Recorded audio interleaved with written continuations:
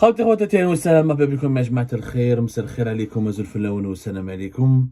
Les analyses, les informations que nous avons, les commentaires que nous partageons ensemble sur les différents défis géopolitiques auxquels l'Algérie est confrontée, les problèmes de l'Algérie avec les Émirats, avec le Maroc, avec le Mali, le nouveau virage opéré par les Russes, comme on l'a expliqué dans la précédente émission, l'alliance russo-émiratique a été dessinée pour réaliser une stratégie de conquête en Afrique de l'Est jusqu'en Afrique subsaharienne, les problèmes de l'Algérie avec plusieurs partenaires européens, l'évolution des foyers de tension qui éclatent dans les frontières, à toutes nos frontières, le nouvel ordre géopolitique mondial qui se dessine démontre que nous savons que l'Algérie a du mal à s'adapter, qu'elle a de moins en moins d'amis, qu'elle a de plus en plus d'ennemis, qu'elle a de plus en plus de difficultés à protéger ses intérêts, qu'elle est basculée de partout, que ce soit au nord, que ce soit au sud, qu'elle a de plus en plus de conflits avec des voisins, des partenaires étrangers, des pays arabes, des pays occidentaux. Cela s'explique par quoi? لو كان يا جماعة تقعدوا معايا شوية برك نخموا يعني كما نقولوا observons une pause et faisons preuve de bon sens et de réflexion et analysons ensemble la situation de notre pays. Qu'est-ce qui explique que notre pays est en train de subir autant de problèmes, en plus de ses problèmes socio-économiques, de ses problèmes politiques internes? Qu'est-ce qui explique que l'Algérie se retrouve aussi bousculée, aussi menacée, aussi mise en difficulté sur la scène internationale de 2020-2023? On l'a vu avec beaucoup de crises, beaucoup de conflits avec des pays voisins ou là des pays autres, des pays importants, qu'ils soient arabes ou là européens comme l'Espagne ou là les Émirats. En réalité, ya jma'at al-khair, si on est honnête, on va comprendre peut-être que vous allez être d'accord avec moi à la fin. L'Algérie d'aujourd'hui, l'Algérie s'est retrouvée dans sa situation de pays isolé, menacé, exposé à tous les dangers, encerclé par les foyers de tension et par des alliances de puissance régionale et mondiale qui lui sont hostiles à cause des dérives du système. C'est les dérives du régime algérien qui nous ont menés vers cette situation. Quelles sont les dérives du régime algérien? Il y a 3 dérives. Durant ces 15 ou 20 dernières années, nous sommes en 2024. Nous l'avons en 20 ans en arrière. Non, nous le 10 ans en arrière. Durant ces 10 dernières années, 10 ans, en 2014. De 2014 à 2024, le régime algérien a commis 3 grosses erreurs, 3 dérives qui ont affaibli le pays, qui l'ont bousculé, qui l'ont plongé dans des crises économiques et politiques, qui ont fait tellement de mal à l'Algérie et qui ont offert aux concurrents de l'Algérie, qui sont devenus plus tard des adversaires, un boulevard royal pour nous dominer et pour nous surpasser. Première dérive, le 4e mandat de Bouteflika, 2014. Un président malade. Président clairement malade. Un président qui parlait à peine, qui etc. On va pas refaire le film de la maladie de Bouteflika, son AVC. Bouteflika était un président flamboyant, mais à partir de 2013, avec son accident vasculaire cérébral, il a été hospitalisé à maintes reprises en France, les épisodes de Val-de-Grâce. En 2014, clairement, il n'aurait pas dû rester président. C'est le système algérien, c'est le régime algérien qui était intelligent. Il aurait fallu préparer un successeur à Abdelaziz Bouteflika dès 2013. Il est vrai qu'il est tombé une première fois malade en 2005, mais ça n'a pas duré longtemps. C'était du 26 novembre au 17 décembre 2005. Ensuite, il a été, après ça, c'est son premier séjour au Val-de-Grâce à Paris, mais il a été soigné, etc. Ça s'est bien passé.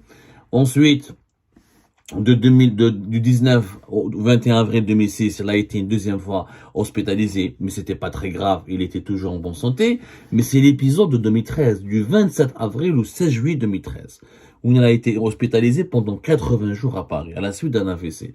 C'est à ce moment-là que le régime algérien aurait dû trouver une solution. D'ailleurs, à l'époque, le général Tofek était clairement pour une non-reconduction d'Abdelaziz Bouteflika et pour trouver une solution au 4e mandat. Mais le 4e mandat, le régime algérien s'est acharné.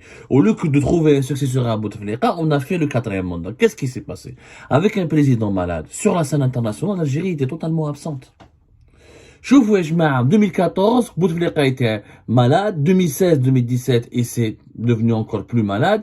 Qu'est-ce qui s'est passé? En 2017 le Maroc, premier concurrent de l'Algérie, concurrent qui est devenu aujourd'hui un adversaire, tellement l'hostilité, l'animosité entre les deux pays s'est aggravée, a réintégré l'Union africaine en 2017. À partir de 2017, en 2016 et 2017, le roi du Maroc faisait une tournée dans les pays africains, la diplomatie marocaine était très active, le roi du Maroc était nettement en bonne santé, plus jeune, a permis à son pays, le Maroc, de revenir au sein de l'Union africaine, alors que l'Union africaine, le Maroc était exclu de l'Union africaine, où il avait un problème avec l'Union africaine depuis début des années 60, à cause du conflit autour du Sahara occidental, où l'Union africaine reconnaissait la légitimité du Sahara occidental en tant que territoire autonome et indépendant du territoire marocain. Mais le Maroc est revenu en force. Il est revenu en force. Bon, et le Maroc a quitté l'Union africaine plus exactement en 1984. Mais les problèmes avec l'Union africaine ont commencé dès le début des années 60, après, à cause du Sahara occidental, les années 70, les années 80. Au moment où l'Algérie s'était effacée, à cause de la maladie de Bouteflika et à cause de son incapacité à participer aux grands événements internationaux, etc., eh ben, le Maroc a pris son envol. La même chose, par exemple, les Émirats, avec lequel aujourd'hui nous avons un énorme problème. Leur dirigeant est âgé uniquement de 62 ans. Mohamed Ben Zayed Al Nahyan, c'est à partir justement sa carrière politique a commencé à exploser, justement à partir, il a commencé à mûrir et ses idées politiques ont commencé à partir de 2014-2015. 2020-2022, il a explosé. Mais au moment où les pays comme les Émirats, comme l'Arabie Saoudite, comme le Maroc étaient en train de renouveler l'âge de leurs dirigeants, ou un renouvellement générationnel, en train de stabiliser leur pouvoir autour de dirigeants en bonne santé, avec des idées modernes, travailleurs, etc., l'Algérie avait commis l'immense bêtise de laisser Bouteflika au pouvoir en 2014. Et ça a été la première dérive. C'était la première dérive, يا جماعة, باش نتفاهموا مليح. Et donc, la dérive هذه. Après cette première dérive, il y a eu une deuxième dérive. C'était quoi la deuxième dérive? C'est la crise politique de 2019. Jamais le cinquième mandat n'aurait dû être posé. Là encore, le régime algérien a une deuxième opportunité. Je dis bien une deuxième opportunité pour rattraper ce qu'il avait raté en 2014, à savoir régler définitivement le problème de succession de Bouteflika et trouver un bon président qui aurait pu être ou Yahya ou la Mamara ou la d'autres pour amorcer une véritable transition et pour faire redresser le pays sur le plan économique, diplomatique, etc. On a raté cette opportunité. Il y a eu la crise politique 2019 qui était une crise politique gratuite. Elle était gratuite. Elle est gratuite parce que le problème aurait pu être réglé. L'élément déclencheur, c'est vrai qu'il y avait le peuple algérien était en colère, mauvaise situation économique, pas de justice, beaucoup de corruption, mais l'élément déclencheur c'était là, le cinquième mandat, qui était une connerie absolue, qu'on aurait pu l'éviter facilement en réglant ce problème de succession de Bouteflika.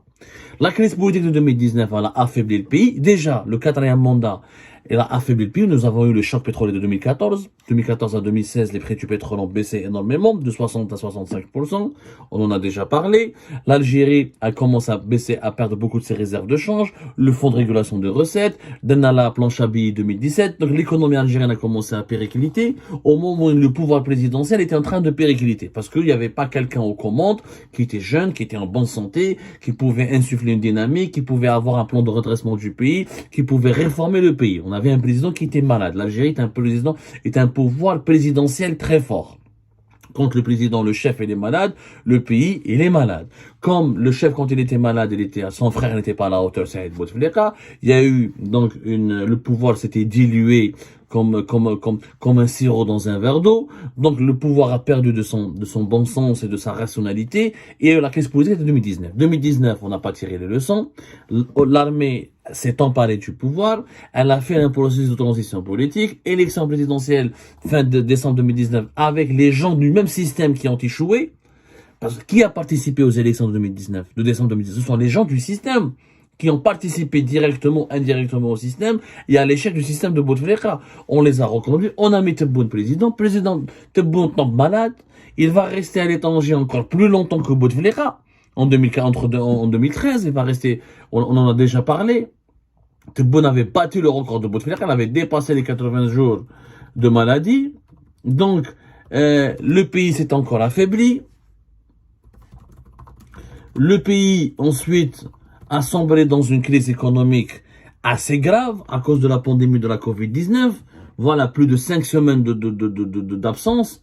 Il avait dépassé en tout cas le record de Bouteflika. Je sais qu'on avait calculé, à l'époque, largement le record qui a été détenu par Bouteflika a été totalement battu par l'absence de Tebboune qui était absent, rappelez-vous, de fin septembre 2020 jusqu'à février 2021. C'est quand même extraordinaire. La troisième erreur qui risque de se produire, qui ne s'est pas encore produite et qui va aggraver le déclin du pays, c'est les élections présidentielles de 2022. S'il n'y a pas de changement majeur, s'il n'y a pas, si on ne permet pas l'arrivée au pouvoir d'un courant réformateur et réformiste qui va changer radicalement la manière de gouverner le pays, la manière de diriger son économie, la manière de diriger ses relations internationales, l'Algérie ne va pas se redresser. Et pendant ce temps-là, pendant cette dernière décennie, l'économie algérienne a la périclité, le secteur privé a été bousculé, explosion de la crise politique en 2019, emprisonnement de tous nos hommes d'affaires. L'Algérie était déjà avant le début de la pandémie de la Covid-19 en 2020. En 2019, l'Algérie était en train de casser son tissu économique. On a politisé la justice, on a cassé des groupes privés qui employaient des milliers de personnes, on a mal géré la lutte contre la corruption, on a instrumentalisé politiquement la lutte contre la corruption. 2020, le pays était déjà affaibli, divisé. La pandémie de la Covid-19 nous a encore bousillé, bousculé. On en a exporté pratiquement avec des exportations de moins de 30 milliards de dollars de pétrole et de gaz. 2021, la reprise était encore plus difficile. La pandémie avait fait des milliers de morts et l'Algérie ne s'était pas remise facilement. 2022, la guerre en Ukraine et une lueur d'espoir avec une remontée des prix du pétrole et du gaz. Mais le système algérien, à travers le système Tebboune, n'était pas outillé, n'avait pas les compétences nécessaires, ni les plans d'action, ni la vision, ni les notions qui pouvaient permettre à l'Algérie de se redresser et de profiter de cette conjoncture internationale inédite pour s'enrichir et se relancer définitivement. 2023, l'Algérie s'est retrouvée dans une situation de telle faiblesse qu'elle est devenue une proie facile pour ses adversaires. Elle est devenue une proie facile. Pendant ce temps-là, les Émirats sont devenus puissants. L'Arabie Saoudite il y a eu un renouvellement générationnel avec un BS. Les Émirats, un renouvellement générationnel avec un BZ.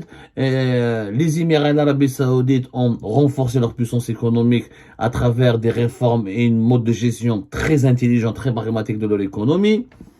En face de nous, le Maroc s'est renforcé, puisque l'Algérie s'est affaiblie. Donc, la place lui a été cédée pour qu'il renforce son leadership régional. Et il a approfondi ses relations avec l'Afrique de l'Ouest. Il a fait des avancées remarquables sur le dossier du Sahara occidental. Il a obtenu ensuite la reconnaissance américaine en normalisant ses relations avec Israël. Et après de cela, il a constitué des alliances très stratégique avec les Émirats arabes unis et l'Arabie saoudite. Il a renforcé ses relations avec les monarchies du Golfe.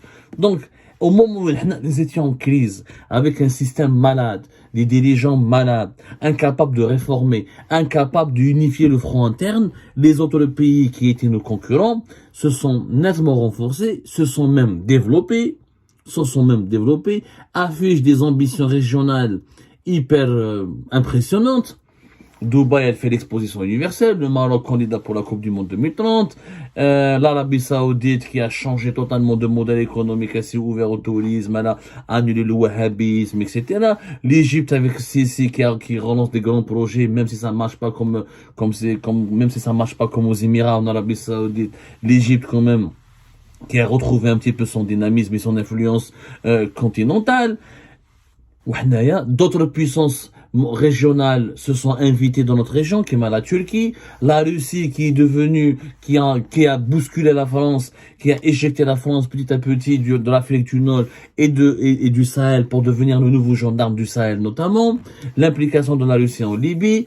pendant tous ces événements, où le monde était en train de changer sous nos yeux, notre pays, malheureusement, il était en train de décliner. On avait toujours le problème, on n'avait toujours pas trouvé un mode de gestion, comment garantir les équilibres de pouvoir, comment construire des institutions solides, comment construire un État solide, comment faire pour changer notre économie. Les sujets, on les a oubliés. Ou parce qu'il y a eu la dérive, les trois dérives du système. La troisième, quand tu as les élections présidentielles de décembre 2024. Si là, on ne permet pas, si on n'organise pas de véritables élections, avec une véritable transparence, avec une compétition, avec une concurrence entre les programmes, avec l'opportunité que des candidats sérieux possibles puissent arriver, et puissent décrocher ou arriver à la tête pour conquérir le pouvoir, on va prolonger le statu quo actuel, c'est-à-dire un pays qui est mal géré, qui fonctionne très très mal, qui ne se réforme pas, qui ne rattrape pas son retard technologique économique et qui est de plus en plus entouré par des ennemis, des adversaires qui font des alliances entre eux parce que ces adversaires ont le même rythme de développement similaire où ils se retrouvent autour des mêmes valeurs, pendant que nous, on est de plus en plus menacés, de plus en plus isolés. Et très peu de puissances s'intéressent à nous, si ce n'est pour leurs intérêts. En tout cas, ils font pas de grandes alliances avec nous. Maintenant, je vois la Chine qui investit comme auparavant, la Russie qui s'est détournée de l'Algérie, qui s'intéresse plus aux Émirats, à l'Arabie Saoudite et à l'Égypte et d'autres pays. Les États-Unis d'Amérique qui maintiennent des relations superficielles et ils nous font des propositions quelquefois intéressantes, des fois c'est du temps de nous. L'Espagne qui nous a nargué, qui a choisi le camp du Maroc. La France qui essaie de protéger ses intérêts, mais sans trop s'impliquer, sans trop aider l'Algérie, sans trop, même on n'arrive même pas d'ailleurs à établir un dialogue constructif en permanence avec la France. L'Union européenne, la majorité des autres pays de l'Union européenne se méfient de nous. Et nos voisins africains commencent à nous détester et à nous mépriser parce qu'on les a tellement méprisés, on les a tellement pris de haut que maintenant ils ne supportent plus notre complexe de supériorité, notre orgueil, et que ces pays-là veulent aussi se réveiller et ont fait le choix d'être beaucoup plus proches de nos adversaires, à savoir des Émirats ou là du Maroc ou là d'autres puissances régionales ou la mondiale qui est la Turquie ou la Russie, et donc ils veulent plus de nous, ils veulent plus de notre influence sur eux. C'est le déclin, c'est l'affaiblissement de l'intérieur du système qui a affaibli l'Algérie. Tant que nous ne construisons pas un système nouveau, et pour construire un système nouveau, il nous faut un président réellement jeune, un président dynamique, un président qui a des idées, un président qui n'a pas froid aux yeux, qui est prêt à travailler 15 heures, 16 heures, qui a un programme révolutionnaire, qui a un programme réformiste, qui fait de véritables réformes, qui parle pas le langage des années 70. La fin des importations, limiter les importations, on veut pas changer une monnaie, la monnaie est vieillissante, on n'arrive pas à développer le taux de pénétration d'Internet et des nouvelles technologies, pas de paiement en ligne, pas de paiement mobile. Le monde, et les autres pays investissent sur l'intelligence artificielle. Comment distribuer les légumes secs, comment distribuer les produits alimentaires, les produits agricoles. On est très très loin. On est très très loin de la marche de développement qui s'opère sous nos yeux dans les restes des pays du monde. Et ce retard-là, nous allons le payer très très cher. Donc, si aujourd'hui nous avons beaucoup d'ennemis, et que nous sommes tellement isolés, nous sommes tellement menacés, c'est à cause de ces trois dérives que je vous ai citées, que je vous ai identifiées. Donc, ces dérives-là ne sont pas corrigées, ces dérives du système, l'Algérie ne se portera jamais mieux, malheureusement.